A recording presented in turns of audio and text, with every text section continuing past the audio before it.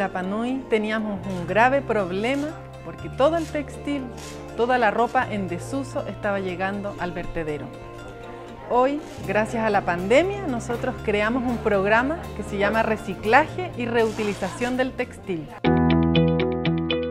Bueno, la gente cuando trae su ropa la pesamos, esto ingresa a nuestra sala de producción donde seleccionamos la ropa en buen estado, ingresa a la tienda donde se la pueden llevar de forma gratuita y lo demás se selecciona para que se pueda trabajar en los talleres.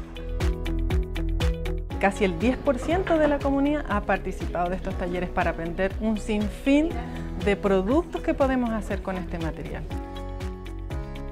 Con estos talleres la comunidad ha logrado trabajar con la ropa en desuso creando diferentes objetos, como por ejemplo cestería en tela, flores, atrapasueños, cojines, muñecos, bolsos. Se trabaja con todo tipo de prendas, jeans, poleras, vestidos, ropa de bebé, etc. Este espacio ha sido muy importante para la comunidad.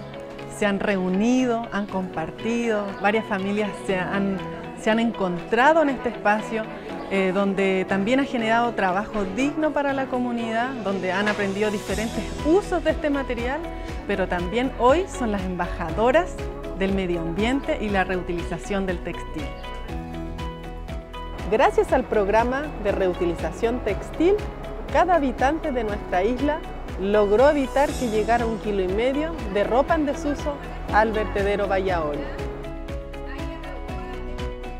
Este trabajo se enmarca en los Objetivos de Desarrollo Sostenible de las Naciones Unidas, específicamente la ODS 8, Trabajo Decente y Crecimiento Económico Sostenible, y la ODS 13, Acción por el Clima.